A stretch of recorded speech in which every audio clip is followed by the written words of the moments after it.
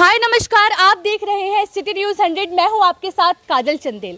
कहते हैं बेटी पढ़ाओ बेटी लिखाओ बेटी पढ़ाओ, लेकिन जरा आप खुद सोचिए, अगर उस बेटी को पढ़ा दे लिखा दे और जब उसकी शादी तय कर दे और उस वक्त ऐसा हो जाए कि वो दहेज के लोभी दहेज के लिए शादी करने से इनकार कर दे या बारात आपकी दहलीज पर लाकर वापस ले जाए, तो क्या बीतेगी उस लड़की पर और क्या बीतेगी उस परिवार पर। ऐसा ही एक केस आया बल्लभगढ़ की अज्जी कॉलोनी से, जहां पे आप देखिए परिवार वाले यहाँ मौजूद है, पिता है, मासी है, बहन है, भाई है।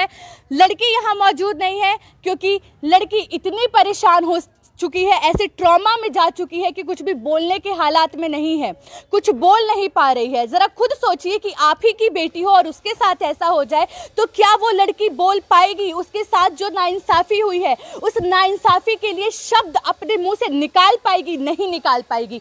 परिवार यहाँ मौजूद है, पूछेंगे इनसे ही। फादर है सर, क्या हुआ था? क्या हुआ था? भाई है, क्या हुआ था? मैडम, लड़की की शादी 27 नवंबर को तय थी, जो अभी हाल ये जो दिन गया है कल की उसकी शादी थी। और तकरीबन 10 दिन पहले 17 तारीख को लड़का पक्ष जो है वो गोद भराई की रस्म के बहाने घर आया और अपनी जो रस्म है उन्होंने वो पूरी की। उसके बाद उन्होंने दहेज का जो जितना भी तकरीबन सारा सामान हम लोगों ने एकत्रित किया, वो सारा देखने के बाद वो वापस चले गए। वापस जाने के बाद उनकी डिमांड आई गाड़ी के लिए और एक वो कोई KTM बाइक है उसके लिए कि अगर गाड़ी नहीं हो पाती है तो KTM बाइक करा दीजिए, और कुछ 4-4.5 लाख रुपए की डिमांड वहाँ से आई। तो उसको देखते हुए और फिर यहाँ से हमने, भाई हम गरीब आदमी हैं, 5-5 बेटी और भी हैं, जब उनको इतना कुछ नहीं दिया और भी बच्चे हैं, एक बेटा और है वो अभी अनमैरिड है, तो उसको देखते हुए हमने मना कर दिया, भाई इतना हम नहीं कर पाएंगे, जो हमारी हैसियत है उसके हिसाब से हम कर रहे हैं। आप फादर हैं, आप ये बताइए, जब आप रिश्ता जोड़ने गए थे उस वक्त क्या कोई ऐसी बात हुई थी जिस वक्त उन्होंने कहा हो कि हमारी ये मांग है, ये मांग है? उस समय कुछ नहीं बताया जी, ये तो बात अभी हुई है इनकी लेन देन की, तो ज्यादा ही लेन देन भी ज्यादा ही मांगा है इन्होंने। तो सर अब बेटी के क्या हालात है? बेटी क्या कह रही है? बेटी की तबीयत खराब है, उसकी मम्मी एडमिट। मम्मी भी एडमिट हो गई है। देखिए पिता रो रहे हैं और जरा सोचिए क्या बीतेगी उस पिता पर जिनकी बेटी का सपना होगा उनका कि उसकी विदाई करेंगे, और अब जब उसकी विदाई नहीं हो रही है, दहलीज से वापस आके चली गई है बारात। सर जो भी लड़के वाले हैं उनसे कोई बातचीत अभी क्या बोल रहे हैं? वो नहीं बोले कुछ भी, उन्हें तो ये है कि शादी करनी नहीं है। हाँ। लड़का ने खुद मना कर दी, मुझे नहीं चाहिए। हाँ। शादी नहीं करनी। उसकी बहनों ने भी कह दिया, ACP के सामने भी, SHO के सामने भी। मेरे भाई ने मना कर दिया, मैं शादी नहीं करनी। उन्होंने साफ मना कर दिया। शादी मना करने के बाद भी वो फिर बारात चढ़ाने के चक्कर में या तो हमें गुमराह कर रहे हैं वो, या पुलिस को भी गुमराह कर रहे हैं। कल वो कह रहे थे बारात लेकर आएंगे, बारात 10 बजे तक बाजे वाले वहीं खड़े रहे थे सनी मॉल के पास, वो उनमें से कोई नहीं आया। बारात मतलब वो लोग उधर से आए नहीं, बाजे वाले यहाँ खड़े रहे? हाँ जी, बाजे वाले से कह दिया उन्होंने कि हमें उससे क्या मिलना, हम बारात लेकर आ रहे, वो नहीं आए जी, अभी तक भी नहीं आए। दरअसल ये ना मैम, जब मुकदमा दर्ज हुआ है उसके बाद ये लोग, इनके पास जब फ़ोन भी गए हैं, नोटिस भी इनके पास गया है, नोटिस के बाद ये यहाँ आए थे। 25 तारीख को इनका एक नोटिस था, नोटिस में ये यहाँ आए तो ACP साहब के सामने दोनों पक्षों की काउंसलिंग हुई। ACP साहब ने हमारा पक्ष भी सुना और उनसे भी पूछा, तो उन्होंने साफ ACP साहब को भी ये कहा, सैफुद्दीन साहब हैं वुमेन सेल, कि भाई हमारे जो लड़का है उसने शादी के लिए मना कर दिया है। उसके बाद वो लोग शाम तक वहाँ रहे और फिर अपने घर चले गए। वहाँ उन्होंने हमारे से कोई ऐसी बात नहीं की कि भाई चलिए ठीक है हमारे से गलती हो गई, या जैसे हमारे मिडिल क्लास फैमिली है सामाजिक तौर पे, या कोई बात कर लें कि भाई हमारे से गलती हुई है, कोई बात नहीं, आगे ऐसा नहीं होगा, या हम लिखत में दे देते हैं कि शादी करने के बाद हम बेटी के साथ ऐसा कुछ नहीं करेंगे, हैं लिखत वगैरह भी कुछ नहीं, कोई हमसे कोई बात नहीं हुई। और SHO मैडम और ACP साहब से भी उन्होंने कुछ ऐसा नहीं कहा कि भाई क्या करता था, जरा बताएंगे? लड़का कृषि भवन में कोई PN वगैरह है दिल्ली। अच्छा, यानी सरकारी नौकर है वो, और उसने ये इसी चीज़ को लेकर के डिमांड की कि मैं सरकारी नौकर हूँ और मैंने एक फ्लैट भी बुक करना है नोएडा के अंदर, तो 4.5-5 लाख रुपए की उसने डिमांड की थी, और एक गाड़ी के लिए फिर उसने कहा अगर गाड़ी नहीं होती है तो एक कोई KTM बाइक है उसकी डिमांड थी। हाँ जी। देखिए जरा खुद सोचिए कि जो लड़का था यानी जो वर पक्ष था उसकी नौकरी सरकारी नौकरी है, यानी पढ़ा लिखा और वेल एडुकेटेड पर्सन होगा, इसी वजह से उसकी सरकारी नौकरी है।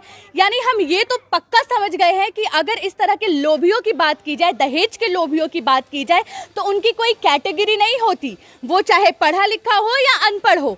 दहेज का लोभी होता है और वो एक अलग ही कैटेगरी होता है जो कि लालची कैटेगरी के होते हैं, जिनकी मानसिकता इतनी ज़्यादा सड़ चुकी होती है, इतनी ज़्यादा बुरी हो चुकी होती है कि उनके लिए सिर्फ और सिर्फ पैसा इंपॉर्टेंट होता है। आप बहन है उनकी? हाँ जी। तो बहन के क्या हालात है आपके? क्या बहन ने कुछ कहा? मेरी बहन बिल्कुल भी बोलने की हिम्मत में नहीं है, उससे कुछ भी बोला नहीं जा रहा, बस वो अपने गम में बहुत ज़्यादा। मेरी मम्मी भी एडमिट है कल से अस्पताल में। मेरी मम्मी भी की भी हालत बहुत ज़्यादा ख़राब है, वो भी बेटी को देख के बहुत परेशान हो रही हैं।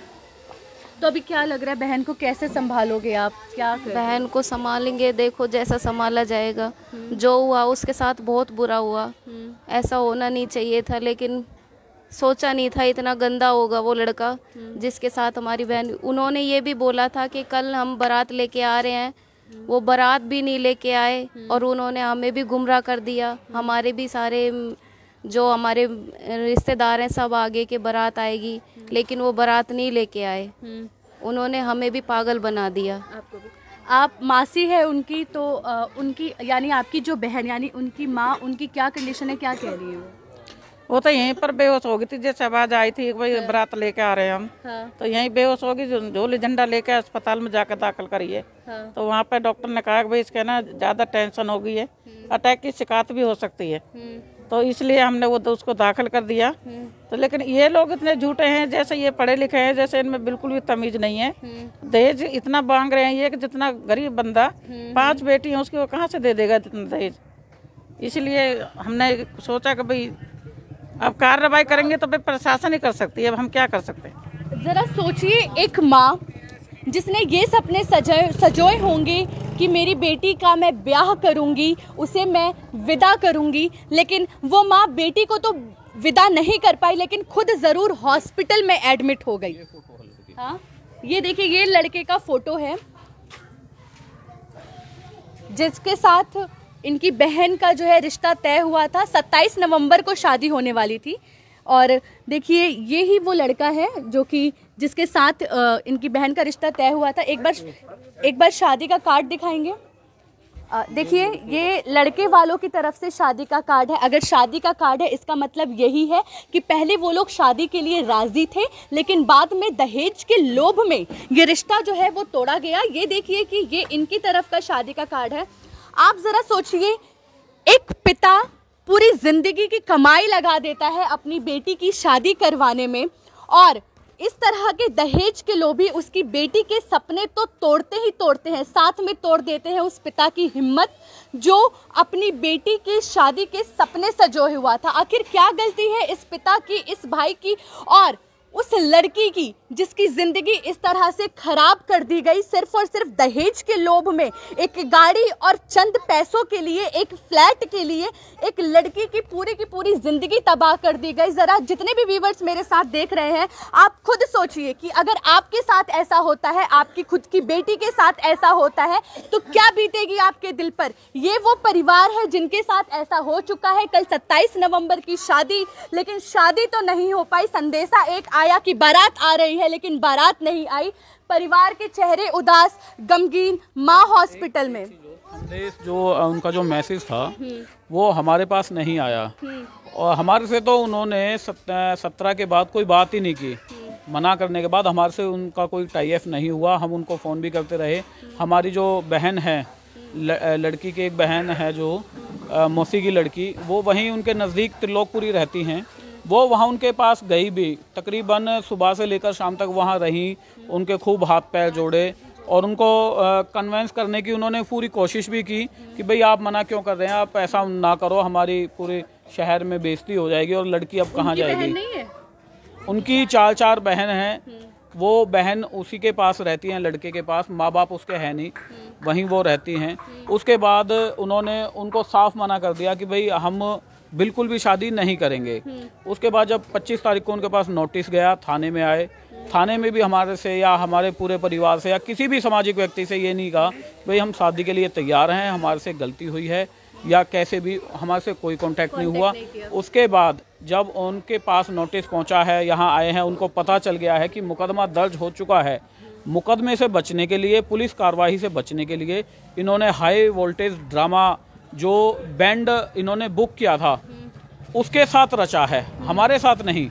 जो बैंड वाला था उसके साथ उन्होंने हाई वोल्टेज ड्रामा रचा है, क्योंकि उन्होंने बैंड बुक किया था, बैंड की पेमेंट होनी थी। बैंड वाले ने उनको फ़ोन करके कहा कि भाई पेमेंट कराइए, मैं कहाँ आप लेके जाऊंगा जो आपने सारा सामान बुक किया है। तो उस बैंड वाले को वो लोग गुमराह करते रहे कल कि हम बारात लेकर के आएंगे। हाँ, वो बैंड वाला अपना पूरा जो भी सामान था उसको लेकर के आकाश सिनेमा के पास खड़ा रहा शाम तक और उसको गुमराह करते रहे। फ़ोन वो तकरीबन उनके पास करता रहा बार बार, और फ़ोन पे वो कहते रहे हम आ रहे हैं, आ रहे हैं, आ रहे हैं। वो आए नहीं उसके पास। हमारे से उनकी कोई बात नहीं हुई थी कि हम यहाँ आ रहे हैं आपके यहाँ बारात लेकर के। बारात लेकर आने का वादा, लेकिन दहेज लेने का इरादा ये था वर पक्ष की तरफ से। आप देखिए परिवार कितना ही उदास है, और सबसे बड़ी स्थिति जो ये बन चुकी है कि आज माँ हॉस्पिटल में पड़ी है, बेटी कुछ बोल नहीं पा रही है, और जो भी वो दहेज के लोभी है, मैं जानना चाहूंगी कि ऐसी क्या मानसिकता है उन लोगों की कि सिर्फ कुछ पैसों के लिए वो किसी लड़की की जिंदगी के साथ खेल जाते हैं। आप मेरे हाथ में ये शादी का कार्ड देख रहे हैं जो कि अब सिर्फ रखा रहेगा, इसका कुछ काम नहीं है। इसमें जो भी पैसे लगे होंगे वो वेस्ट हो गए होंगे। क्यों हो गए होंगे? क्योंकि चंद रुपयों के लिए वर पक्ष आया नहीं। 27 नवंबर की शादी थी और न्यू अज्जी कॉलोनी नियर रेल पुल बल्लभगढ़ फरीदाबाद, यहाँ पर जो है ये परिवार रहता है और यहाँ का ये पूरा केस है। मैंने कुछ दिन पहले एक खबर की थी, आज से 3-4 दिन पहले, सुमन नाम की लड़की का, उसका भी केस कुछ ऐसा ही था कि दहेज के लालच में। अब ये जांच का विषय है कि उसने खुद अपनी जान ली या फिर परिवार जो लड़की वाले थे उन्होंने उसको मारा। लेकिन संजय कॉलोनी का ये केस था।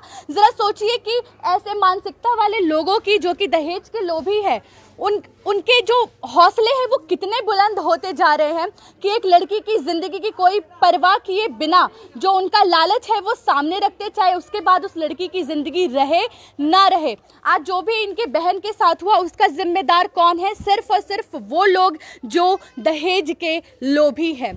सर, आपने FIR करवा दी है? FIR करवा दी है। अच्छा, तो अभी क्या लगता है, क्या प्रोसेस रहेगा, क्या होगा? अब देखो जो पुलिस क्या है उसमें अंडर में क्या करे वो। एक बार तो ने लिया है पर हमारी उसमें उन्होंने कुछ नहीं किया। अब देखो क्या करते, पुलिस वाले कल बुलाए वो और हमें भी बुलाया। आपकी मांग क्या रहेगी? लड़के को अरेस्ट करवाएं, क्या करें? नहीं, हमारी मांग यही है जो लीगल जो शिकायत है, शिकायत के आधार पर जो मुकदमा दर्ज हुआ है उसमें एक आध धारा ऐड भी होनी है कि एक तरह से ये एक धोखा भी उन्होंने दिया है, धोखाधड़ी 420 भी है। ठीक है जी, जो लीगल FIR के द्वारा कार्रवाई होनी चाहिए वो उनके खिलाफ हो, जिससे कि वो किसी की भी बहन बेटी के साथ ऐसा खिलवाड़ दोबारा ना करें। देखिए, इनका केस तो सामने आ गया, लेकिन न जाने कितने ही ऐसे केसेस होंगे जहां पर दहेज के लालच में या तो लड़की मार दी जाती होगी या फिर इसी तरीके से जो बारात है वो दहलीज तक नहीं आती होगी। लेकिन इन लोगों की हिम्मत की भी दाद देनी होगी कि ये लोग सामने आए और जो भी इनकी बेटी के साथ गलत हुआ उसके लिए ये आवाज़ उठा रहे हैं। ऐसे ही लोगों की ज़रूरत है इस समाज को कि अगर उनकी बेटी के साथ कुछ गलत होता है तो आवाज़ ज़रूर उठाए, किसी तरह से कोई कॉम्प्रोमाइज़ करके अपनी बेटी को ऐसे दलदल में ना भेजे। ऐसी ही खबरों के लिए देखते रहे सिटी न्यूज़ 100। मैं काजल चंदेल, साथी शालिनी पांडे के साथ।